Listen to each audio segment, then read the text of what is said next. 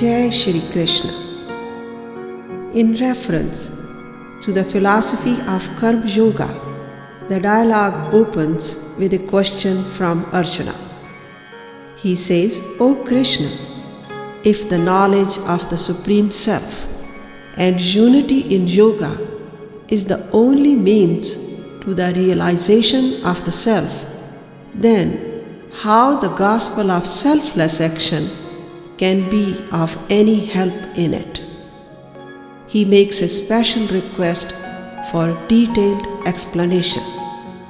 Shri Krishna declares that in this world there are two types of spiritual disciplines, the yoga of knowledge and the yoga of action.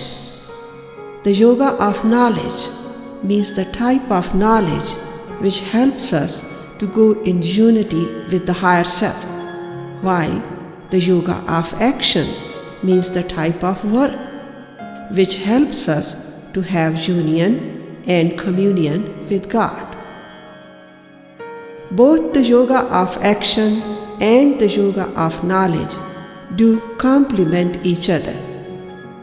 A man of integral wisdom who is perpetually settled in the unconditioned, pure knowledge of the Self, he definitely performs all his work in a co-partnership with God.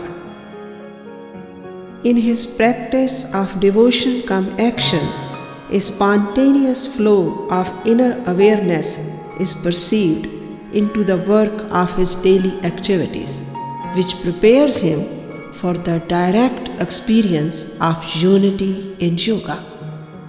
He tells Arjuna that the person has to blend both the yoga of knowledge and the yoga of action in order to achieve the highest fulfillment in any activity. Both the methods of yoga are interdependent. A person needs the proper knowledge of both in order to attain perfection in either one of them. Yoga of knowledge initiates the individual into perennial unity with the source of life and transforms every activity into yoga of action, while the Karma Yoga is to perform each and every activity with proper knowledge and with an attitude of devotion. Both Sankhya Yoga or the yoga of knowledge and Karma Yoga revolve around the performance of action selflessly and skillfully. In both the methods, a great deal of sacrifice and self-discipline is mandatory. He explains to Arjuna that the method of self-realization and God-realization through the gospel of selfless action has been brought to the attention of mankind at the very beginning of creation. Live a life with the spirit of yajna, means sacrifice, means to give and share. Yajna, a well-known religious term of Vedic tradition, literally means the work which helps the person to live in harmony with his own inner self, with others, and with nature. The word yajna, sacrifice, indicates the mutual dependence. It conveys the idea of interdependence, continuity, and the survival of the creation. It is the network of services performed selflessly by human beings, gods, the other species, plants, trees, water bodies, stars, and planets. Shri Krishna explains the process of God realization through the work performed as yajna. In order to teach people the concept of yajna and how it can help them to live in harmony with others and with nature, the ancient Vedic tradition has described the 5 types of yajnas: the Brahma yajna, Dev yajna, Pitri yajna, Atithi yajna, and Bhut yajna. Brahma Yajna is to perceive the presence of Lord in entire creation. It is to live in the awareness of the Supreme and to share that experience with others. It is to become enlightened and enlighten the lives of others. The second type of yajna is Deva Yajna, which is to live in harmony with others and with the cosmic powers. All the cosmic powers, devatas, are constantly giving to others in order to make life possible on planet. It is the duty of every person to make the appropriate use of these blessings. Any type of negligence brings calamities such as famine, earthquake, drought, epidemics, and storms. For example, the basic reason for almost all the present ecological problems in society is that people have forgotten their duties towards nature and towards others. In order to live in harmony with nature and to get the full support of nature, we have to realize our duty at the personal as well as at the community level. All the efforts for keeping the air clean and healthy and living in harmony with nature is Deva Yajna. Shri Krishna declares, by fostering each other with mutual respect, you will attain the highest good.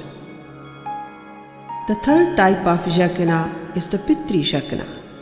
Pitra is a Sanskrit word which means the elders in family and ancestors. Living with the spirit of sacrifice in a family is Pitri Yajna, which prepares the individual for living in peace and harmony with others in society. The stability of a family unit contributes a lot to the peace and happiness of a community and country. Atithi Yajna means giving due respect to the person who knocks at our door without any prior information. The fifth one is Bhuta Yajna. The word Bhuta stands for all living creatures. Bhuta Yajna describes the ideal of living in harmony with other creatures on earth. Vedic literature declares that each and every individual should develop a sense of responsibility towards the well-being of other species on earth. Everything in nature is meant to be shared with animals, birds, and the plant kingdoms. He tells Arjuna that the entire universe is mutually connected. The entire work order in nature is closely related to the activities of human beings. The reservoirs of earth should be used wisely. The Mother Earth can definitely satisfy the basic needs of every person, but not the greed of people. For example, if the man keeps chopping down the trees because he needs wood for fuel and housing, eventually the result is the shortage of wood, food, and rain. The green forests and the trees increase the volume of water, and the volume of water increases the volume of food. I really like what Tolstoy used to say: work produces food, food produces work. The one is the consequence and the cause of the other. I will repeat it again. Work produces food, food produces work. The one is the consequence and the cause of the other. The modern science also believes in the same ideology. The fundamental concept of physics is that when an electron moves, the whole universe moves with it, because everything in the universe is connected with one another.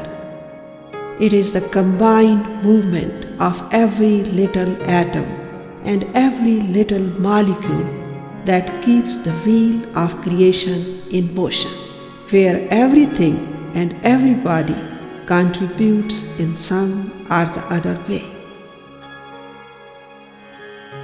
Spirit of Yajna creates harmony in the entire universe. Performance of work in the spirit of Yajna helps people to understand the ideals of selfless action.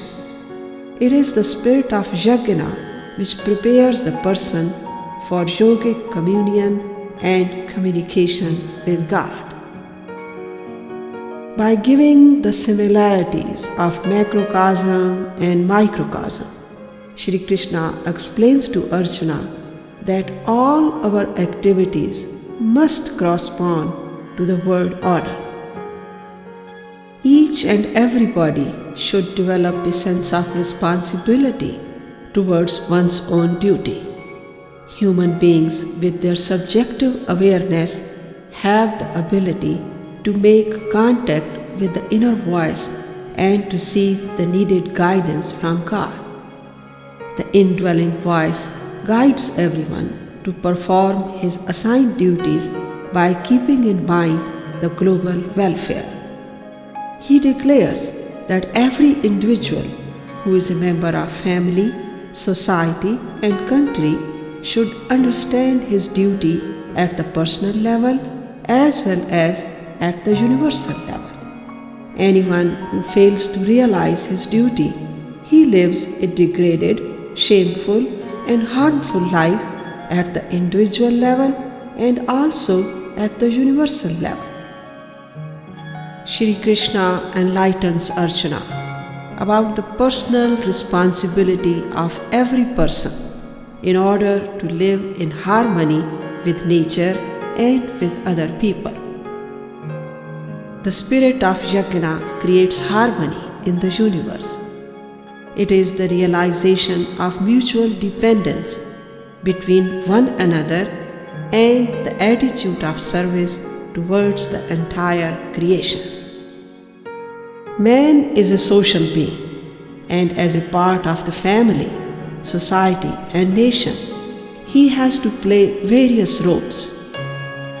Performing the assigned work in the spirit of service brings purification and makes us receptive to the attainment of the higher goals in life. A self-realized person performs all his obligatory duties as a husband, wife, mother, father, teacher, and son just as a service to others. He does his work diligently and enthusiastically with the ideal of sharing and giving.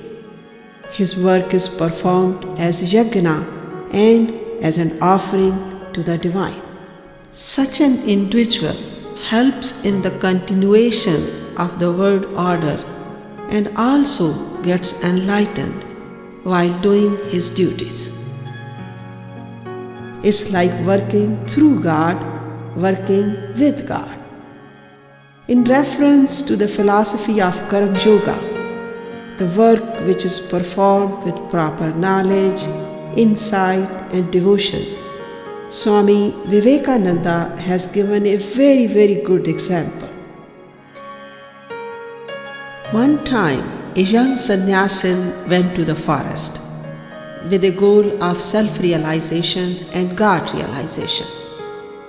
After long meditation and yoga practices, one day while he was sitting under a tree, some dry leaves fell upon his head. The sannyasin felt very angry. On the tree, he saw two birds fighting with each other. As he looked up, a flash of fire went out and killed the birds. He felt very proud of his advancement in yogic powers. After a few days, he had to go to a nearby town to beg some food. He stopped at the door of someone and called out for food. Some food, please. As he called, a voice came from inside. Please wait. The young sannyasin became very angry and repeated once again, Food, please. The voice came again. Please don't think too much about your yogic powers. I am neither your birds nor the leaves. The young sannyasin felt very surprised at the sharp insight of the woman. Finally, when the lady of the house came at the door, he said, I salute and bow to you. Please tell me, how did you find out all about my great adventures in the forest? She said very politely, I am a simple housewife. My house is my temple, and my work is my worship. I requested you to wait because I have been taking care of my husband who is sick. I do all my work very devotedly, lovingly, and as a service to the divine. My devoted work and service at home has enlightened my life. I feel consciously settled in God all the time and perform all my work as an offering to the God. This is Karam Yoga, the yoga of action, which sets the guidelines for self-realization and God realization. This is an inspired level of consciousness which wraps in itself both the absolute and the relative fields of life. Shri Krishna tells Arjuna that a person doesn't have to withdraw himself from the worldly life in order to make the spiritual advancement, because the performance of duties with love and devotion and detachment itself purifies the person. It is the practice of devotion come action which surely educates the person in all respects. When a person learns to perform his duties with proper knowledge and undivided devotion, the procedure itself modifies the behavior, and actually the process itself becomes both the training and the teacher. After listening in detail about the yoga of knowledge and the yoga of action, Arjuna comes up with another question. O Krishna, why a person becomes involved in committing sin, even though he doesn't want to? What compels him to do that, which is prohibited by the code of ethics and should not be done at all? Shri Krishna gives a very precise answer. Kam esha, krodh esha, rajo gun samudbhava, means passionate desire and anger, which is insatiable and most sinful, is the cause of most of the problems. A passionate desire can definitely confuse the understanding of a person. In this reference, I will like to tell a story narrated by Swami Chinmayananda. Once a young man was traveling in a train. On one platform, a beautiful young lady boarded in his compartment. The man looked at her and gave her a very friendly smile. The lady brought along a huge box of unusual dimension. The young lady looked at the man and said, Sir, if you don't mind, can I keep this box here?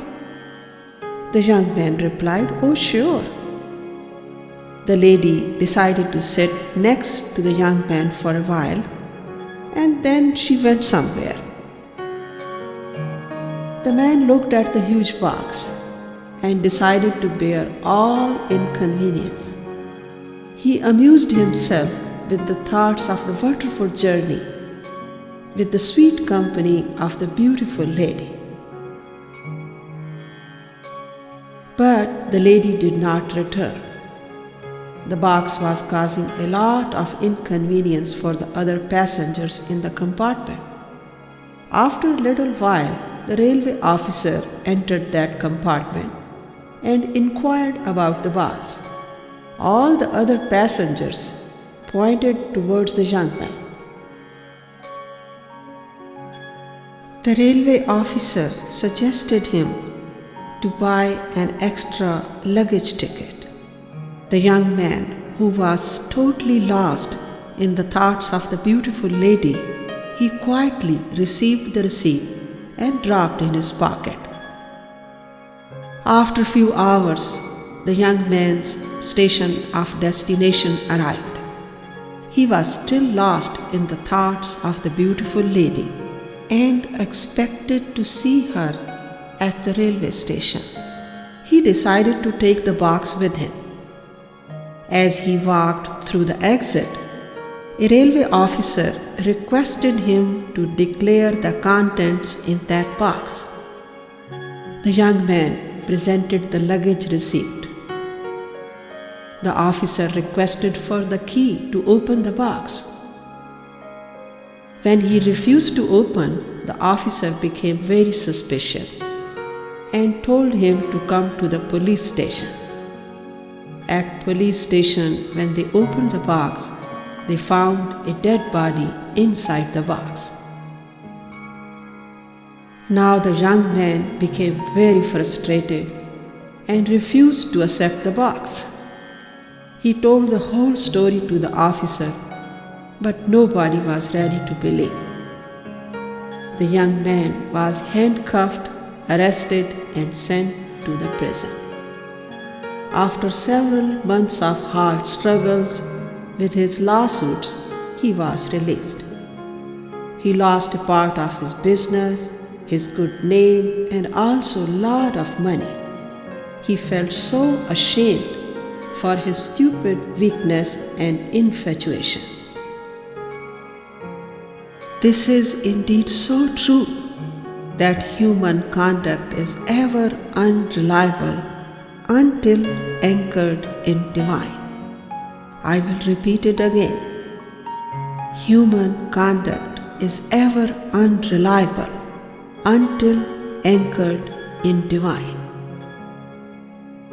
Shri Krishna tells Arjuna that in order to live in peace and harmony, we have to learn to live in the consciousness of the Supreme Self and act in harmony with the voice of the Supreme Self. After giving a long description of Karma Yoga, Shri Krishna draws Arjuna's attention towards the concept of dharma. He declares that whenever there is decline of dharma and the rise of adharma, I manifest myself in order to maintain the code of ethics so that the society can function peacefully and harmoniously. The word dharma, which comes from the root word dhar, means to uphold and maintain. Swadharma means the code of conduct which is supported by the voice of the inner self, which guides us to perform our duties by keeping in mind the welfare of others. It is the direct guidance from the source of life which prevails at the heart of entire creation. It is the experiential realization of the Supreme Self. Any type of work which is performed with the awareness of the indwelling self becomes a source of peace for everybody, because in that is the manifestation of God Himself. Any society where people become very materialistic and when every person moves single-mindedly in pursuit of wealth, the spirituality is usually pushed to the very far end with the negligence of spiritual values. Usually people become selfish and ignore Swadharma. Any type of material progress and happiness which is preferred over ethics becomes another form of misery. It is the consciousness of the divine which guides people to live by the code of conduct upheld by Dharma. Accepting the presence of the divine and performing every bit of work with the guidance of God is Dharma. On the other hand, conscious separation from divine and living a life against the voice of the Supreme Soul is adharma. Dharma brings people closer to each other, while adharma disintegrates. The decline of dharma starts at the individual level and gradually spreads throughout the community and society. When people lose their conscious touch with God, they lose touch with themselves and with everybody and everything around. People become very insensitive, selfish and corrupt. This is what Shri Krishna says, Yada yada hi dharmasya glanir bhavati bharata. Whenever there is decline of dharma and the rise of adharma, O Arjuna, then I incarnate myself. Here Shri Krishna is speaking to Arjuna as the higher self of each and every one of us. The Supreme Lord incarnates to enlighten people so that they can recognize their own divinity by their own efforts. Lord incarnates to make people realize that each and every human being is an eligible candidate for the divine status. He guides people by the example of His own personal life. God incarnate comes down to the level of humans in order to educate them into the graciousness of human life. He strengthens their faith in God and also their respect for the laws of Dharma. He shows His personal compassion and inspires people into godliness. He helps people to realize the values of Dharma. Although the God incarnate can accomplish His work without manifesting Himself, but He wants human beings to develop self-respect and self-dignity. The God incarnate likes His work to be accomplished through man in order to teach him about the greatness of human life.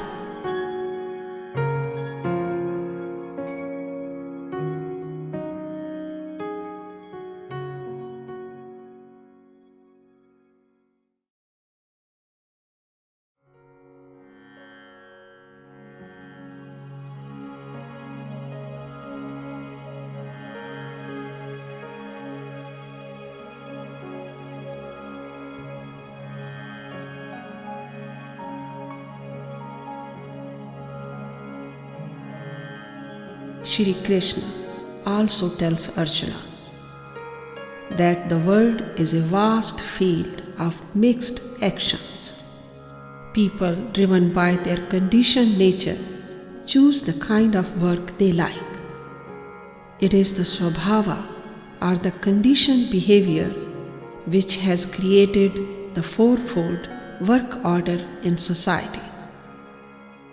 The word caste explains itself, means the role a person assigns himself to play in his lifetime for the time being.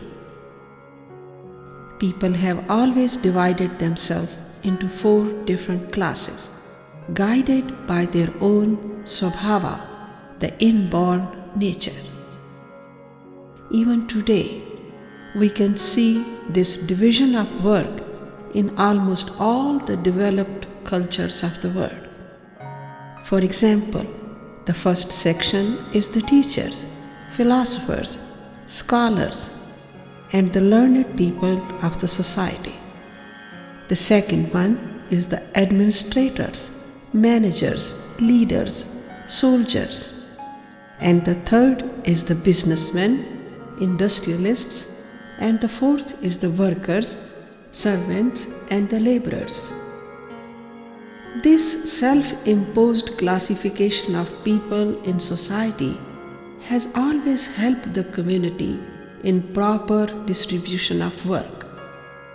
Shri Krishna is emphasizing that each and every person is very special, and it is our responsibility to explore our unique talents and to make the very best use of our potentials. The ruling administration should also provide the opportunity and means for the full expression of our swabhava, which eventually becomes our swadharma, a means for self-expression, self-realization, and God-realization. Shri Krishna tells Arjuna, although it looks on the surface that I created the 4-fold division or God created the 4-fold work order in society, but as a matter of fact, it becomes created itself by the people, of the people, and for the people. People create everything for themselves, forced by their own conditioned behavior. Shri Krishna also explains to Arjuna the triple classification of action. He tells that life is a vast field of actions, and it is indeed so important to understand what is mandatory action, prohibited action, and what is inaction, karma, vikarma, and akarma. While explaining the nature of action, Shri Krishna declares the necessity of performing the prescribed duties for the sustenance of the body. If a person ignores to perform these duties, he creates a serious problem for himself and for others.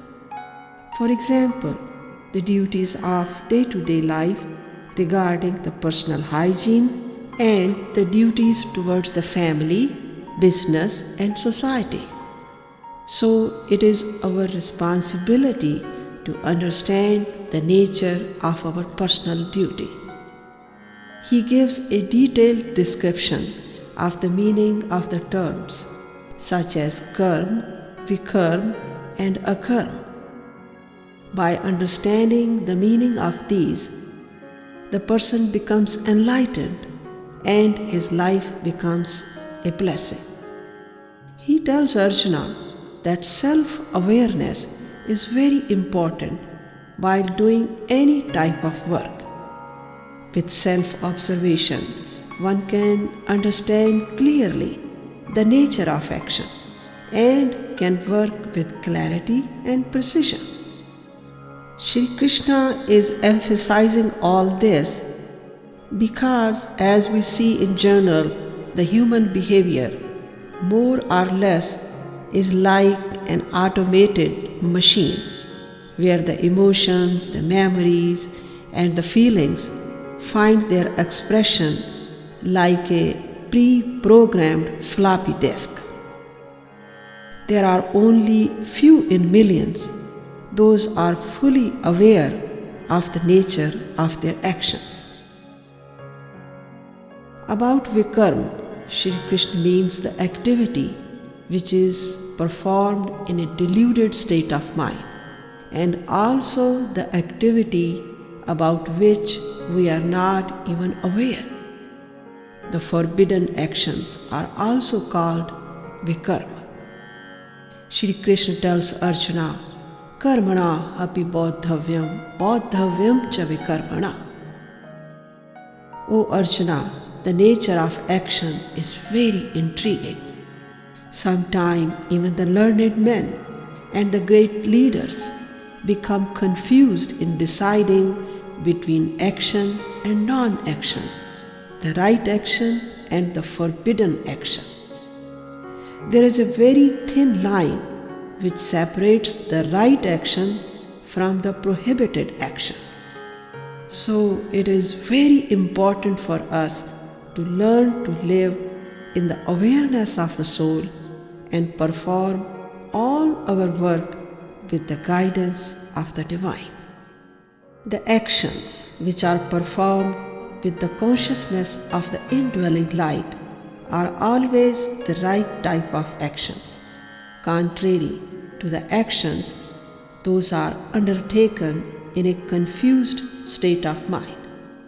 It is so important for us to train ourselves into a disciplined state of mind which seeks guidance from the indwelling Supreme Self. Shri Krishna also explains that it is the experiential knowledge of the Self which upgrades the quality of all actions. This knowledge comes to us from spiritual guidance and by our own devoted efforts. In order to make any kind of spiritual progress, we have to go through the 4 stages of spiritual guidance. The first one is Atma Kripa, means the grace of the individual self.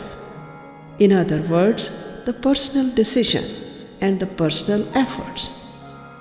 The second is Guru Kripa, means the blessings of the Guru or the learned teacher. The third one is the Shastra Kripa, means the blessed, devoted study and understanding of the scriptures. The fourth one is the Prabhu Kripa, means the grace of the Supreme Divinity. The proper understanding of the ancient scriptures and the knowledge of the self is really possible with the grace and guidance of a learned teacher.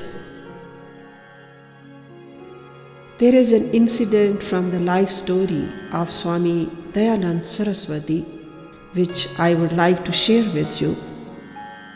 Swami Dayanand had read hundreds of books in search of truth.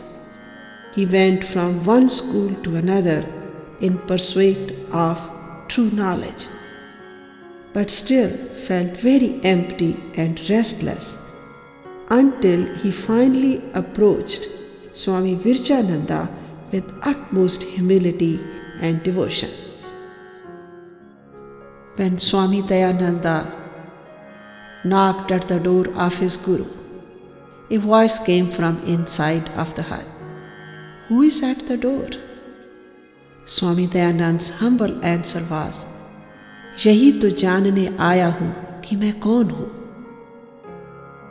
I have come to your door to know who am I and whom do I belong. When Swami Virjananda ji heard this answer, his heart was touched with joy for the dedicated disciple, and he accepted Dayanandji for initiation. It's really so true that it's not only the knowledge gathered and absorbed from the books which brings awakening in the life. The wisdom comes from the words of the other enlightened soul and from our own inner guidance. Shri Krishna makes it very clear to Arjuna that the knowledge of the self is a great blessing of God.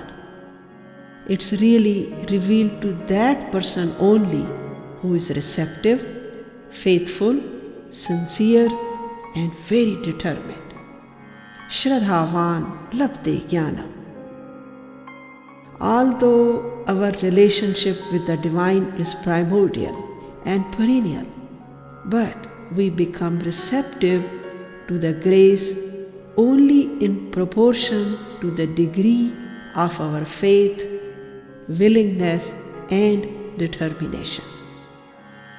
The word Shraddha has been pronounced in so many different ways. Shraddha is the basis of all success in material as well as in spiritual life.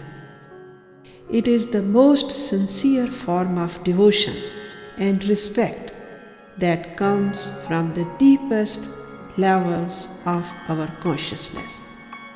Shraddha is like going into the most intimate and honest relationship with the Supreme Soul, which gives strength and inner integrity. Shri Krishna makes it very clear that the people, those are devoid of faith, they definitely live a very empty and restless life. Since they don't have any firm faith in God, they lack faith in others. As we see in the modern educated societies, most of the people live a very fearful and stressful life. The question may arise, why these people are so stressed, so insecure?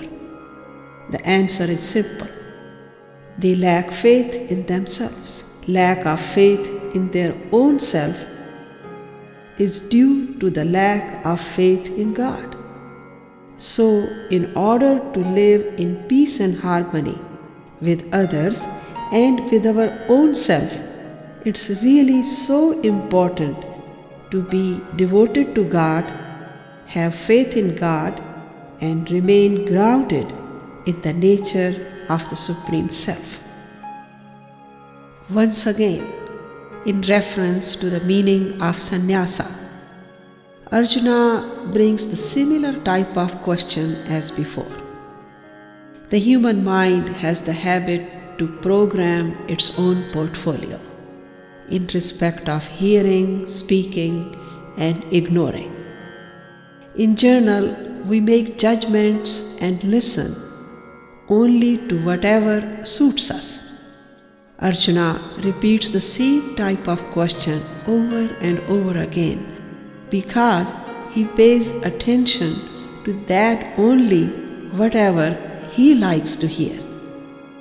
And it is so true that in moments of selective hearing, the inner wisdom is usually lost momentarily, and our concentration becomes very disintegrated.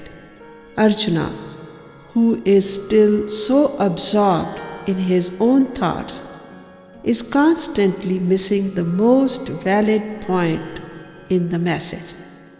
Besides, he has been trained as a warrior and an expert archer. He definitely doesn't have the desire to listen to the spiritual philosophy. He still believes that the knowledge of the Supreme Soul and spiritual philosophy is separate from day-to-day problems of our life.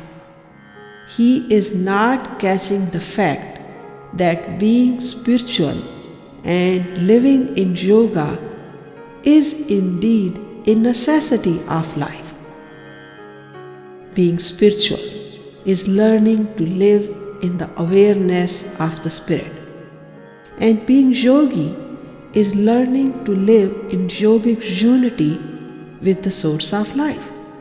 We have to be spiritual just in order to function harmoniously and peacefully in the activities of day-to-day life. He really feels confused about the conflicting statements such as the renunciation and at the same time action in yoga. He appeals for the decisive opinion about the one which is better. Shri Krishna knows that understanding the philosophy of Karam Sannyas Yoga is very difficult. He proceeds step by step. He starts with the meaning of sannyasa, renunciation. He explains that renunciation and the performance of action in yoga both lead to the highest good.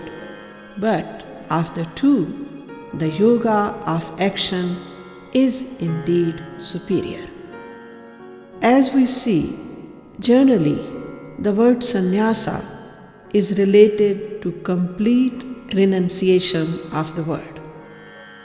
Shri Krishna calls that person a perpetual sannyasi who has gone above the dualities of life, who is peaceful and works with the serenity of inner peace and has the ability to make useful and harmonious choices. Such an individual is subjectively aware, alert, contented, peaceful, and balanced.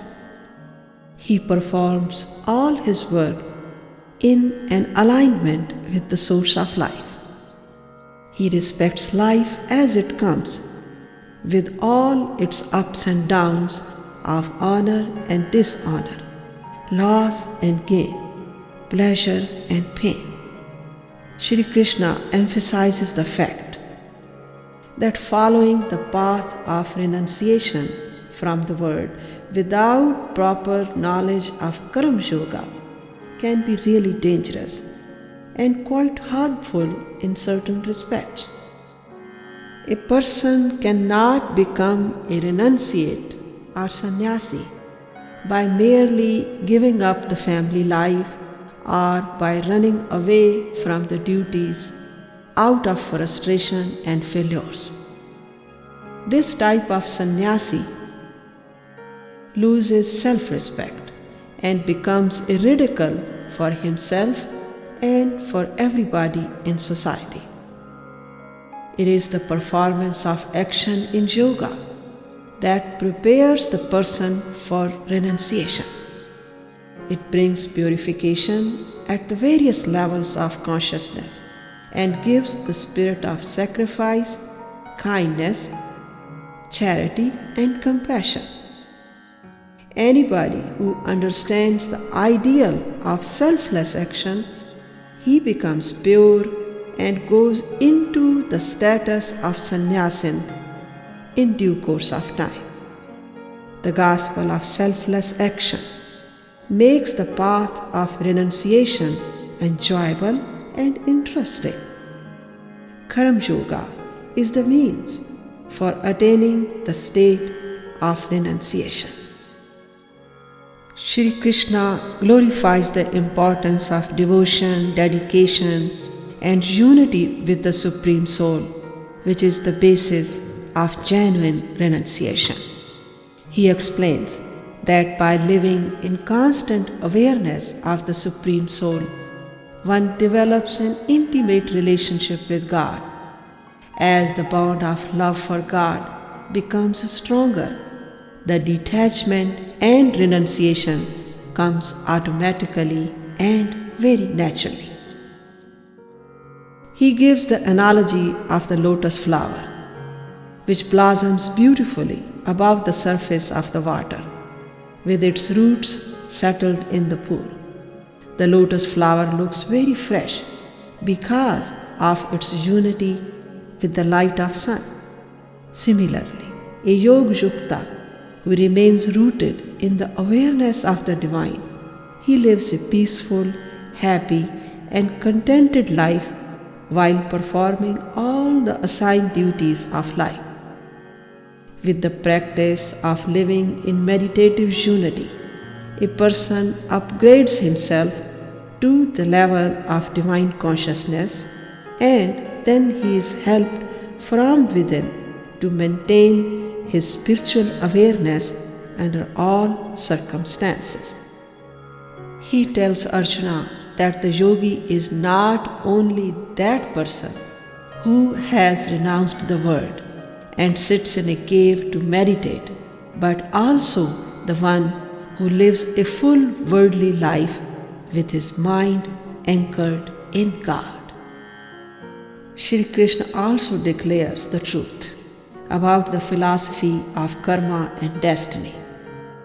He makes it very clear that the life itself and everything else is a manifestation of all types of mixed actions. People guided by their conditioned behavior perform good and bad deeds, and they are punished and rewarded accordingly.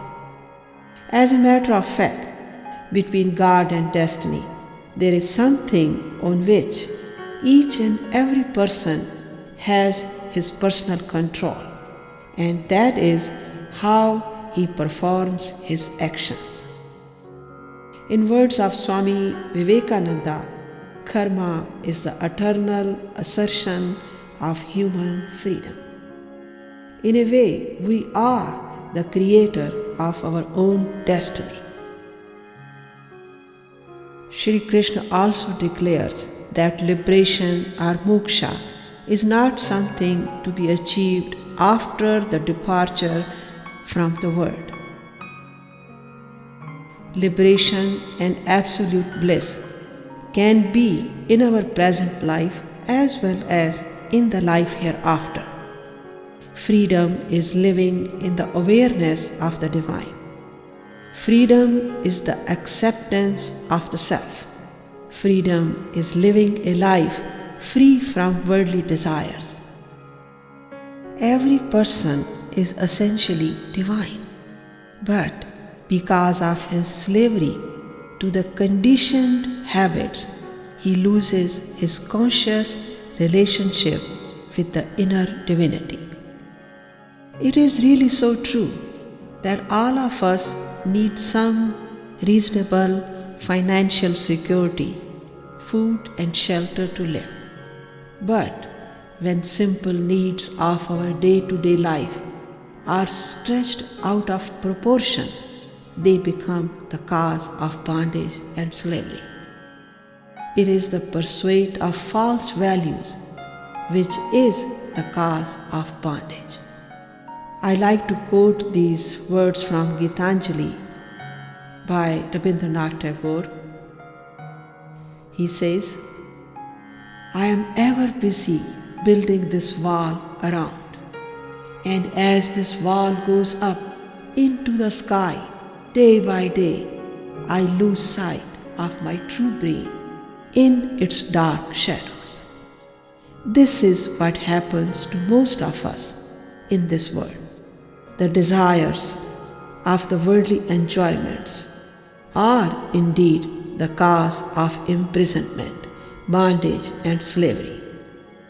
People consider their luxuries to be their necessities, and that's why they live in bondage.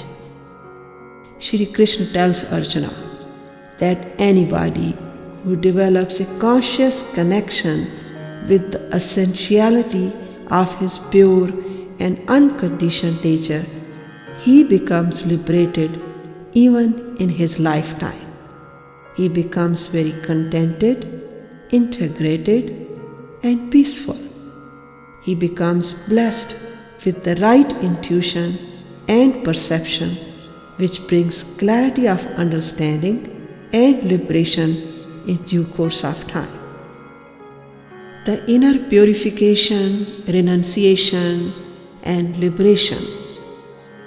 This is a process of step-by-step progress towards self-realization, God realization, and liberation.